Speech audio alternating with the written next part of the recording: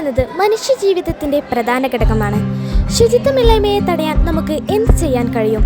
ഇതൊന്ന് കണ്ടു നോക്കൂ.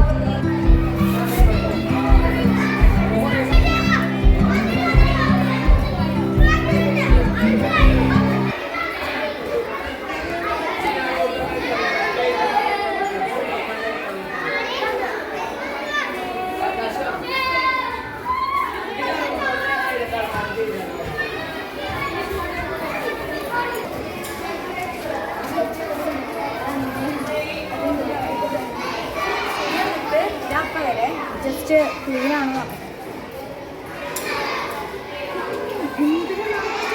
എനിക്കത് എന്തായാലും കംപ്ലൈൻറ്റ് ചെയ്യണം. ഇത് എന്തെങ്കിലും പരിഹാരം ചോദിച്ചിന് മാത്രം സഹിക്കാൻ വയ്യ. നമുക്കിത് എന്തായാലും മസ്റ്റോട് കംപ്ലൈൻറ്റ് ചെയ്യണം. പോവാം, പോയി കംപ്ലൈൻറ്റ് ചെയ്യാം.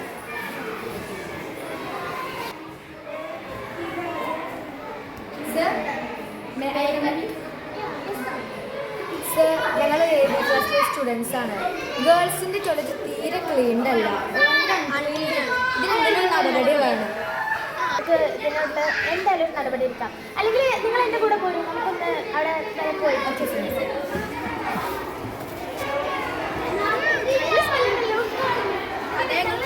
സ്റ്റാഫ് റൂമിൽ പോയിട്ട് ഒന്ന് ചർച്ച ചെയ്യാം. എന്നിട്ട് നമുക്ക് ഇതിനെക്കുറിച്ച് എന്തായാലും പരിഹാരം കാണാം.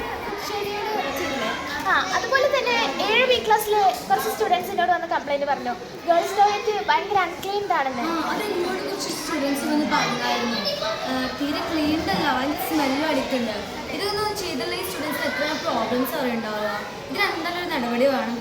എനിക്കെന്താ പറയാനുള്ളത്, ഭയങ്കര അൺക്ലീൻഡാണ്. അത് ചോദിച്ചാൽ കാണിച്ചത് ഭയങ്കര അൺക്ലീൻഡാണ്.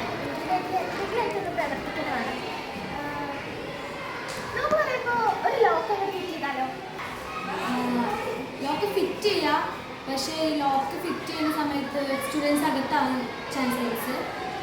നമുക്ക് ബസറായിട്ട് എനിക്ക് നമുക്ക് ബസറാണെങ്കിൽ അങ്ങനെ ചെയ്യാം. ഇത് ഭയങ്കര സ്മെല്ലാണ്. കുട്ടികൾ സ്വയം മനസ്സിലാക്കട്ടെ അവരുടെ ശുചിത്വമില്ലായ്മയെ കുറിച്ച്. നമുക്ക് പ്രൊസീഡ് ചെയ്യാം അല്ലേ?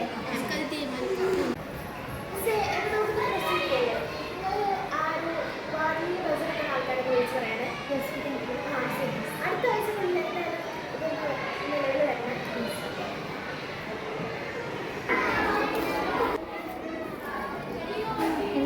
അല്ലേ? മാസ്ക് ഇട്ടാണ്ട് എനിക്ക് ഇവിടെ ഇട്ട് ഫിറ്റ് ചെയ്യും.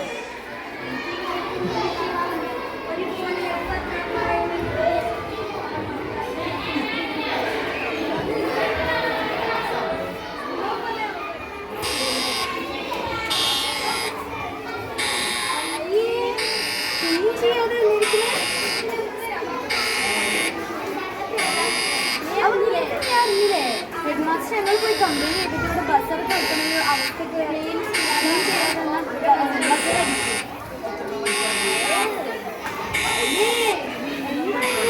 ക്ലീൻ ചെയ്തിട്ടില്ലേ? നമസ്കാരം.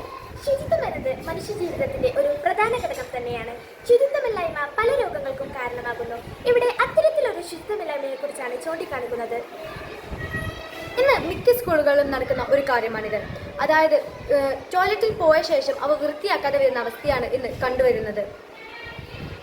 ഇതിനെ തടയുന്നതിനായി ഞങ്ങൾ കണ്ടെത്തിയ മാർഗമാണ് നിങ്ങൾക്ക് മുന്നിൽ പരിചയപ്പെടുത്താൻ പോകുന്നത്. ബസർ, അതായത് ഏതൊരു വിദ്യാർത്ഥിയാണെങ്കിൽ പോലും ടോയ്ലറ്റിൽ പോയതിനു ശേഷം അവ പൂർണ്ണമായി ശുദ്ധീകരിക്കാതെ പുറത്തു വരികയാണെങ്കിൽ ബസർ ഓട്ടോമാറ്റിക്കായി അടിക്കും. ഇതിൽ നിന്ന് എന്ത് ഗുണമാണെന്നല്ലേ? ഒരു കുട്ടി ടോയ്ലറ്റ് ക്ലീൻ ചെയ്യാതെ പുറത്തു വന്നാൽ ആ ബസർ അടിക്കും. അപ്പോൾ എല്ലാ വിദ്യാർത്ഥികളും ഈ ഒരു ശബ്ദം കേൾക്കും. അപ്പോൾ ആ കുട്ടിക്കുണ്ടാകുന്ന പരിഹാസമാണ് ഈ കുട്ടിയെ വൃത്തിയാക്കാൻ പ്രേരിപ്പിക്കുന്നത്.